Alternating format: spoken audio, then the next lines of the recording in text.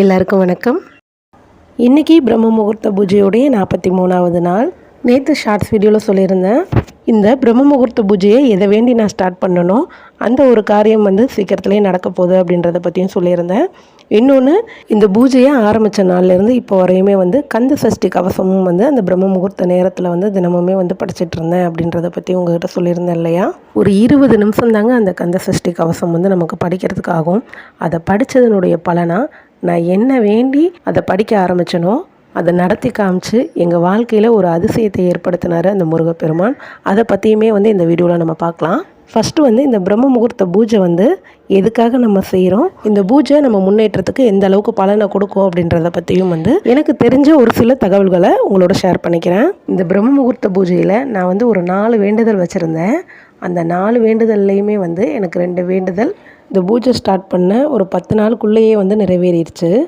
நிறைவேறிய வேண்டுதல் என்னென்னா, ஒன்று பசங்க நல்லா படிக்கணும் அப்படிங்கிறதுக்காக ஃபஸ்ட்டு வேண்டுதல் வச்சுருந்தேன். 2 பேருமே நல்லா படிச்சுட்டு இருந்தவங்க தான். ஆனால் இந்த வருஷம் ஸ்டார்டிங்லேருந்தே என்னென்னு தெரியல, 2 பேருமே கொஞ்சம் மந்தமாக தான் படிச்சுட்டு இருந்தாங்க. மார்க்குமே வர வர ரொம்ப கம்மியானுச்சு. எங்கள் 2 பேருக்குமே ரொம்ப கவலையாக போச்சு. இவ்வளோ தூரம் பணம் கட்டி நம்ம படிக்க வைக்கிறோம், மார்க் இருக்க கம்மியாகவே வந்துட்டுருக்கே அப்படின்னு சொல்லிட்டு. நல்லா படிச்சுட்டு இருந்த பசங்க திடீர்னு ஏன் சரியாக படிக்கல அப்படிங்கிறதுக்கு ஃபஸ்ட்டு காரணம் என்ன அப்படின்னா, இங்கேருந்து அவங்க ஸ்கூல் ஒரு 40 கிலோமீட்டர் தூரம் இருக்குது. முன்னாடி படிச்சுட்டு இருந்த ஸ்கூல் இங்கே லோக்கல்லே தான் இருந்துச்சு. ஒரு 5 நிமிஷத்துலேயே ஸ்கூல் போயிட்டு வந்துடலாம், நடந்தே போயிட்டு வந்துடலாம். ஆனால் இப்போ ஒரு 40 கிலோமீட்டர்கிட்ட அவங்க ட்ராவல் பண்ணணும் அப்படிங்கையில் கொஞ்சம் அவங்க உடம்புமே அவங்களுக்கு ஒத்து வராமல் இருந்துச்சு. காலையில் சீக்கிரம் எந்திரிச்சு படித்தாலே அவங்களுக்கு மனசில் பதியும், மறக்காமல் இருக்கும் படித்தது. அவ்வளோ தூரம் ட்ராவல் பண்ணுறதுனாலே என்னமோ தெரியல, நான் எழுப்பி விட்டாலுமே காலையில் எந்திரிக்கவே மாட்டாங்க. 7 மணிக்கு தான் எந்திரிப்பாங்க, 8 மணிக்கெலாம் வேன் வந்துடும், கிளம்பி போயிடுவாங்க. ஆனால் சாயங்காலம் டியூஷன்லாம் முடிச்சுட்டு வந்ததுக்கப்புறம் விளையாடுவாங்க. விளையாண்டு 10 மணிக்கு தான் படுப்பாங்க. நைட்டு கொஞ்சம் சீக்கிரம் தூங்கினா கூட காலையில் கொஞ்சம் சீக்கிரம் எந்திரிக்கலாம். அந்த பழக்கமுமே இல்லாமல் தான் இருந்தாங்க. 2 பேரையும் கூப்பிட்டு வச்சு, நான் இந்த மாதிரி பூஜை ஸ்டார்ட் பண்ண போகிறேன், உங்களுக்காக தான் நான் அதை ஆரம்பிக்க போகிறேன். நீங்கள் சீக்கிரம் எந்திரிக்கணும், உங்களுக்கு படித்ததெல்லாம் மறக்காமல் இருக்கணும்னு தான் அம்மா இந்த பூஜையை ஸ்டார்ட் பண்ணுறேன். அம்மாவுக்கு கொஞ்சம் கஷ்டமாக தான் இருக்கும், இருந்தாலும் உங்களுக்காக அந்த கஷ்டத்தெல்லாம் நான் தாங்கிக்கிறேன் அப்படின்னு சொல்லி கொஞ்சம் சென்டிமெண்ட்டாகவே பசங்கக்கிட்ட பேசி அப்படி தான் இந்த பூஜையை நான் ஸ்டார்ட் பண்ணேன். பூஜை ஆரம்பித்த 2 நாள் வரையுமே 7 மணிக்கு தான் எந்திரிச்சாங்க. ஆனால் 3 நாள் பார்த்தீங்க அப்படின்னா சரியாக 5 மணிக்கெலாம் எந்திரிச்சு படிக்க ஆரம்பிச்சிட்டாங்க. அதுக்கு ஃபஸ்ட்டு காரணம், சரியாக 5 மணிக்கெலாம் நான் தீபாரதனை காமிக்கும்போது மணி அடிப்பேன். அந்த சத்தத்தை கேட்டு தான் அவங்க எந்திரிப்பாங்க. அந்த சத்தம் அவங்களுக்கு தொந்தரவாக இருந்து அவங்க எந்திரிக்கலை. அதை கேட்கும்போது நம்ம அம்மா நமக்காக தான் கஷ்டப்பட்டு இந்த பூஜையெல்லாம் செய்கிறாங்க. அதனால நம்ம அம்மாவுக்காக நம்ம சீக்கிரமாக எந்திரிச்சு படிக்கணும் அப்படின்னு சொல்லிட்டு அவங்களுக்கு தோணுனதுனால மட்டும்தான் அவங்க காலையில் சீக்கிரம் எந்திரிச்சாங்க, நல்லா படித்தாங்க. நல்ல மார்க்குமே 2 பேரும் எடுக்க ஆரம்பித்தாங்க. நம்ம செய்கிற பூஜையினுடைய பலன் இப்படி தான் இருக்கும். இப்படி இல்லாமல் என் பிள்ளைங்க படிக்கவே இல்லாமல் கடவுள்கிட்ட என் பிள்ளைங்க நல்ல மார்க் எடுக்கணும் அப்படின்னு சொல்லிட்டு நான் வேண்டிக்கிட்டு இருந்தேன்னு வைங்களேன், அதற்கான பலன் நிச்சயமாக கிடைக்கவே கிடைக்காது. இதை எதுக்காக நான் சொல்ல வரேன் அப்படின்னா, இந்த பூஜையினுடைய புரிதலை சில பேர் தவறாக புரிஞ்சிட்ருக்காங்க. நம்ம உழைக்காமல் இருந்தோம் அப்படின்னா மேலே கூரையை பிச்சுக்கிட்டு கடவுள் நமக்கு நிறையா பணத்தை கொட்டுவாங்க அப்படின்ற மாதிரிலாம் தவறான புரிதல் இருக்குது. அப்படி கிடையவே கிடையாது. என் பையன் பெரிய டாக்டர் ஆகணும் அப்படின்னு சொல்லிட்டு நான் ஆசைப்பட்டால் மட்டும் பத்தாது. ஃபஸ்ட்டு அவன் மனசில் அந்த ஆசை இருக்கணும். அந்த ஆசைக்கு அவன் ஃபஸ்ட்டு படிக்கணும். அதுவுமே அவன் எப்படி படிக்கணும், எல்லாரை விட 2 மடங்கு அதிகமாகவே படிக்கணும். அப்போ தான் அவன் லட்சியத்தை அவன் அடைய முடியும். அதுக்கு உறுதுணையாக எந்த ஒரு தடையும் இல்லாமல் நல்லபடியாக நடத்தி கொடுக்கறதுக்கு தான் இந்த பூஜை. 2 வேண்டுதலில் ஒன்று பசங்க படிப்பு, இன்னொன்று எங்களுடைய முன்னேற்றம். நான் தனியாக ஒரு பிஸ்னஸ் ஸ்டார்ட் பண்ணிகிட்ருக்கேன் அப்படின்னு சொல்லிட்டு ஏற்கனவே ஒரு வீடியோவில் உங்கள்கிட்ட சொல்லியிருக்கேன் இல்லையா. அது நல்லா தான் போயிட்டுருக்கு. இருந்தாலும் வருமானம் இன்னும் கொஞ்சம் அதிகமாக இருக்கணும் அப்படிங்கிறதுக்காக அதிகமாக உழைக்கிறதுக்கு நான் தயாராக இருக்கேன். அதற்கான வாய்ப்பை அமைச்சு கொடுக்கறதுக்காக தான் அந்த ஒரு வேண்டுதல் நான் வச்சுருந்தேன். அந்த வேண்டுதலுமே ஒரு 10 நாள்லேயே எனக்கு நடந்துருச்சு. போதும் அப்படிங்கிற அளவுக்கு வருமானமும் வந்துட்டுருக்கு, எந்த ஒரு பிரச்சனையும் இல்லை. இதுவுமே எதுக்காக சொல்கிறேன் அப்படின்னா, வருமானம் எனக்கு அதிகமாக வேணும்னா நான் அதிகமாக உழைக்கணும் இல்லையா. இப்போ இந்த 2 வேண்டுதலுமே நல்லபடியாக நிறைவேறிடுச்சு. அடுத்து இருக்கிற 2 வேண்டுதலுமே நிறைவேறதுக்கான எல்லா வாய்ப்புகளுமே கைகூடி வந்துட்டுருக்கு. அது நல்லபடியாக நிறைவேறினதுக்கு அப்புறம் அதையுமே உங்களோட நான் ஷேர் பண்ணிக்கிறேன்.